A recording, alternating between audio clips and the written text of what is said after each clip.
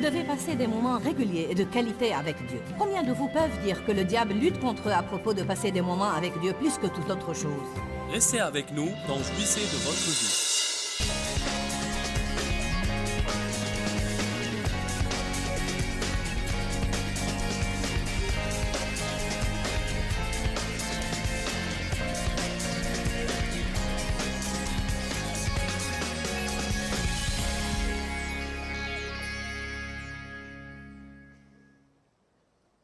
Comme je l'ai dit l'autre jour, votre témoignage peut simplement être « Je suis toujours là » et ça suffit. Tant que vous ne renoncez pas, vous êtes sur le front, vous faites toujours des progrès. La plupart des gens connaissent bien Éphésiens 6, 10 à 18, mais ça nous apprend comment gagner la guerre. Certains ont entendu un sermon sur ces différentes pièces d'armure. Mais aujourd'hui, vous allez entendre le mien. Et si vous l'avez entendu, vous allez l'entendre à nouveau. Nous pouvons prêcher 3 sermons sur le verset 10. Je ne sais pas si vous savez que le verset 10 est tellement riche, mais il l'est vraiment car il dit « Pour finir, fortifiez-vous dans le Seigneur. Ayez du pouvoir à travers votre union avec lui. Tirez votre force de lui, cette force que fournit sa puissance infinie. » Je veux commencer par vous dire que si vous n'allez pas passer un moment personnel, privé, consacré, de qualité et régulier avec Dieu, vous n'allez jamais pouvoir vaincre l'ennemi. Peu importe tout ce que vous faites d'autre et combien d'écritures vous mémorisez, vous pouvez lire toute la Bible chaque année, mais si vous n'allez pas vous asseoir dans la présence de Dieu, passer un moment avec Dieu, crier vers lui, lui disant que vous avez besoin de lui, vous n'y arriverez pas. Vous devez vous remplir de la présence de Dieu. La présence de Dieu est réelle. Les autres peuvent même savoir que vous avez été avec Dieu. Il y a une paix, un calme, une amabilité, une charité, un désir de donner, un désir d'être gentil avec les autres qui vient sur vous quand vous passez des moments avec Dieu. Je crois que la seule chose qui s'oppose à la victoire de beaucoup de gens, c'est le temps. Nous avons plus de mal à consacrer des moments à Dieu qu'à notre argent. Tout le monde est occupé, occupé, occupé, occupé. Vous devez passer des moments réguliers et de qualité avec Dieu. Combien de vous peuvent dire que le diable lutte contre eux à propos de passer des moments avec Dieu plus que toute autre chose? C'est une discipline qui vous est difficile de former, n'est-ce pas? J'aime toujours dire ça. Je ne sais pas combien de personnes dans nos réunions sont dans le ministère, mais je crois parfois que les prédicateurs sont plus coupables que tous les autres, car ils pensent parfois que parce qu'ils travaillent pour Dieu, cela les dispense de passer des moments avec Dieu. Ils se trompent. Ce n'est pas parce que vous travaillez dans le ministère que cela remplace votre relation personnelle avec Dieu. Vous n'êtes pas uniquement des prédicateurs, mais des personnes. Le ministère, c'est votre travail. Mais en tant que personne, vous avez besoin de la même chose dont tout le monde a besoin et davantage. Il y a 3 écritures que je vais étudier avec vous. Ésaïe 40.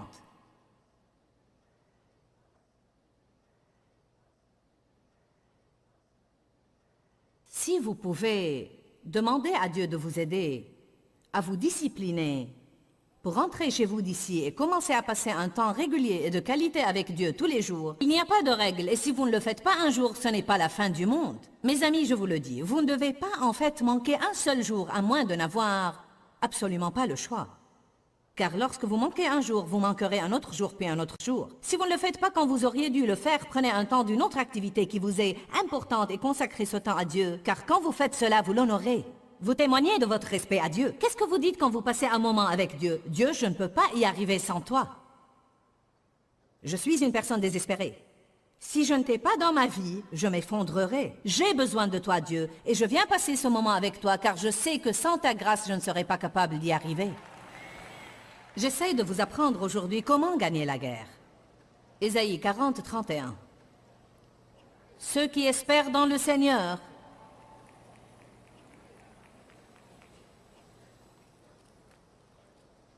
Ceux qui espèrent dans le Seigneur, l'attendent, le recherchent et se confient en lui, changent et renouvellent leur force et leur puissance. Ils déploient leurs ailes et prennent le vol pour s'approcher de Dieu comme les aigles s'approchent du soleil. Ils courent et ne se lassent pas. Ils marchent et ne faiblissent et ne se fatiguent même pas. Si je me fatigue toujours, ça veut dire que je ne passe pas du temps avec Dieu. Nous avons des corps de chair et nous nous fatiguons. Mais je vais vous dire comment vous pouvez vous renouveler. Allez passer un moment avec Dieu. Je me mets dans le pétrin si je fais ces conférences et je rentre à la maison et si je ne passe pas un moment avec Dieu demain, mon état serait lamentable lundi. Je le sais parce que je l'ai fait à plusieurs reprises. J'ai des rendez-vous d'affaires lundi, mardi et mercredi. Et si je veux être une boule de feu, il est sûr que je vais être bonne à rien si je ne passe pas la plus grande partie du dimanche avec Dieu. À dire vrai, il y a une partie de ma chair. J'ai fait des choses spirituelles tout le week-end. Mais peut-être que je préfère ne pas faire une chose spirituelle demain. Je vous dis la vérité. Qui comprend ce que je veux dire? Vous aurez la même tentation. Eh bien, tu sais, Dieu, j'ai assisté à cette conférence tout le week-end. Je veux juste aller bénir ma chair aujourd'hui.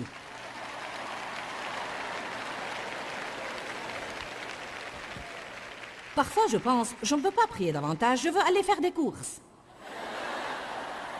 Je veux manger.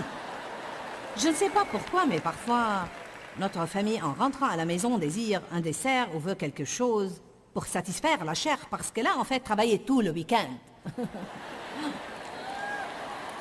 Nous sommes tous pareils, et il n'y a pas de mal à ça. Il n'y a pas de mal à faire des courses, à prendre un dessert, à reprendre des forces ou à parer à vos émotions. Mais au milieu de tout ça, vous ne pouvez pas tenir Dieu à l'écart. Ceux qui espèrent dans le Seigneur sont renouvelés et fortifiés. Psaume 91.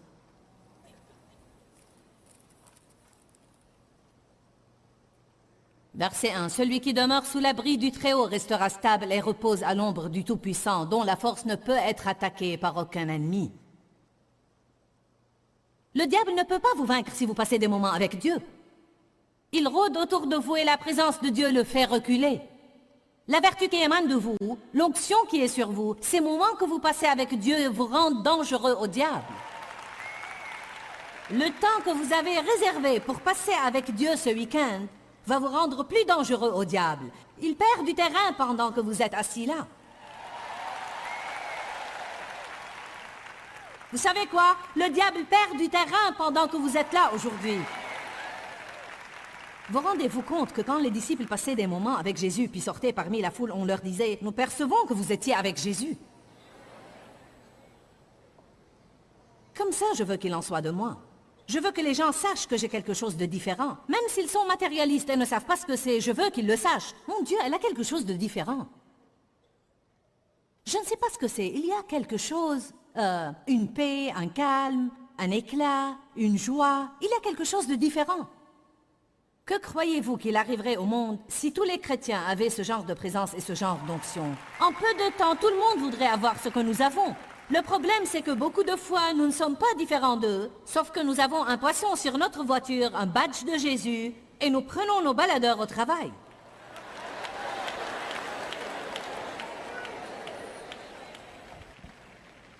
Vous savez que j'ai raison.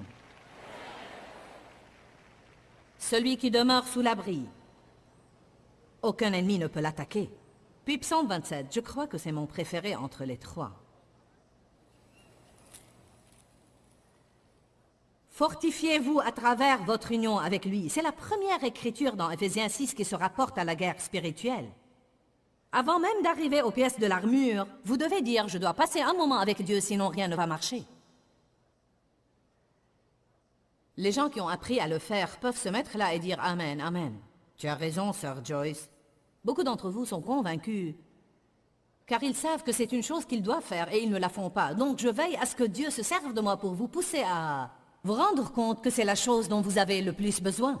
Quelles que soient les choses que vous passez votre temps à faire, si vous ne passez pas un temps avec Dieu, vous devez prendre le temps de quelque chose d'autre et le consacrer à Dieu. Ça m'est égal à quoi vous devez dire non ou qui vous allez mettre en colère. Ça m'est égal de quoi vous devez vous libérer. Vous devez passer un moment avec Dieu. Amen. Vous dites, je vais à l'église chaque semaine. Ce n'est pas de ça que je parle. Je ne vous dis pas d'aller écouter quelqu'un d'autre qui a passé un moment avec Dieu pour vous faire ingurgiter quelque chose. Je vous dis que vous devez passer des moments avec Dieu pour pouvoir aider quelqu'un d'autre. J'ai passé un moment avec Dieu et vous profitez de l'onction. Maintenant, allez faire la même chose afin d'aider quelqu'un d'autre. Nous sommes censés vous entraîner pour que vous sortiez faire l'œuvre du ministère. Psaume 27, 4. J'ai demandé une chose au Seigneur et je la désire ardemment. Habiter la maison du Seigneur et contempler sa magnificence tous les jours de ma vie. Maintenant, qu'arrive-t-il au verset 5? Car si j'ai mis en pratique le verset 4, au jour du malheur, il me protégera dans son abri. Il me cachera sous l'abri de sa tente. Il m'élèvera sur un rocher.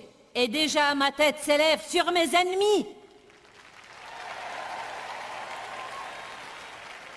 De quoi d'autre avons-nous besoin? Il le dit clairement, si vous passez des moments avec Dieu, vous serez protégés des attaques diaboliques et vous gagnerez la guerre. Quel que soit ce que Satan fait pour vous attaquer, qui est votre esprit, il peut attaquer vos émotions, il peut attaquer vos finances, votre famille, vos enfants, votre croissance spirituelle, mais vous gagnerez la guerre. Celui qui demeure sous l'abri. Si vous passez des moments avec Dieu, revenez à Éphésiens 6. J'ai trop de messages et pas assez de temps. Dave m'a dit une fois, c'est mieux que de n'avoir pas assez de messages et trop de temps. J'ai dit amen, amen, amen. C'est une idée qui fait peur.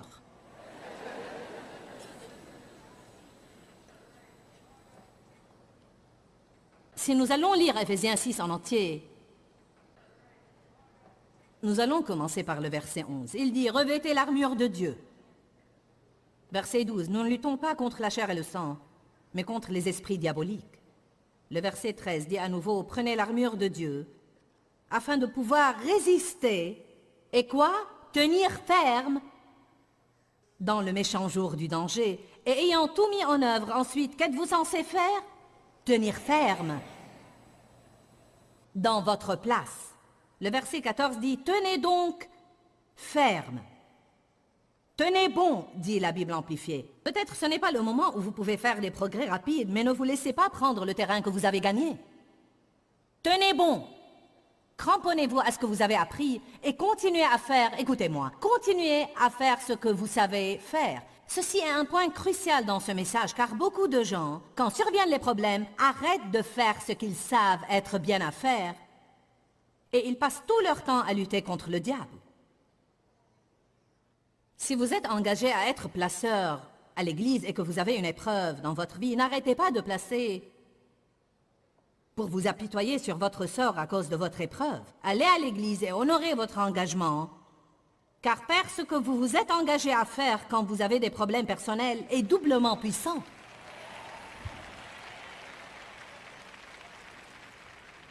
Si vous vous êtes engagé à vous associer avec 2 ou 3 ministères et à payer la dîme, et que vous avez des problèmes personnels, ne vous apitoyez pas sur votre sort, mais honorez tous les engagements financiers que vous avez. Voyez, beaucoup de fois, Dieu prévoit les choses qui vont se produire dans votre vie. Et le diable se poste devant vous et essaye de dévorer la chose juste à sa naissance. Et si vous renoncez et que vous arrêtez de faire le bien, vous ne semez plus de graines pour que Dieu apporte une récolte dans votre vie. Donc, tout ce que vous vous êtes engagé à faire, continuez à le faire. Aussi grande que soit la difficulté, continuez à le faire. Et souvenez-vous, plus il vous est difficile de le faire, et plus puissant va être son effet quand vous le faites.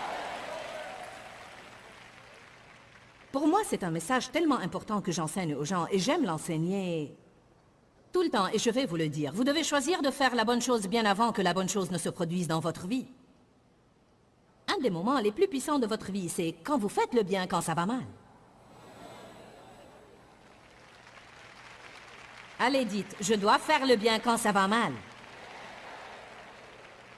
Il est magistral d'être gentil avec quelqu'un que vous auriez aimé gifler ou étrangler. Savez-vous combien il est magistral d'obéir à Dieu quand vous n'avez aucun sentiment pour vous motiver? Allez, m'avez-vous entendu? Il est magistral d'obéir à Dieu quand vous n'avez aucun sentiment pour vous motiver. Il est facile de faire le bien quand vous en avez envie.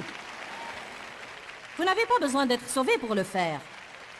Mais Dieu nous donne une puissance que le monde ignore totalement. Nous pouvons choisir de faire le bien lorsque tout semble mauvais, a l'air mauvais et est mauvais.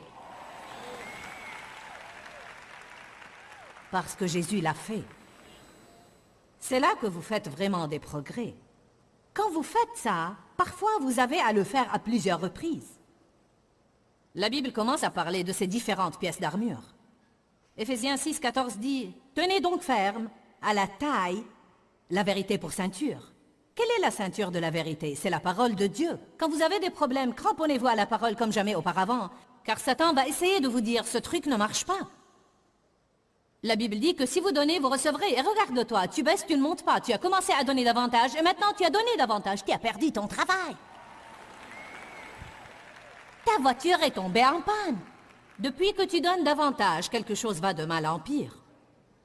Qu'essaie de faire le diable? Il essaye de vous voler la parole en vous donnant l'impression qu'elle n'est pas digne de confiance. Mais ce qui arrive vraiment, c'est que vous êtes dans une période d'épreuve. Et si vous passez ce test, vous accédez à un nouveau niveau et vous n'allez jamais régresser de ce niveau au niveau précédent. Vous serez à un nouveau niveau que Satan ne va jamais être capable de vous enlever.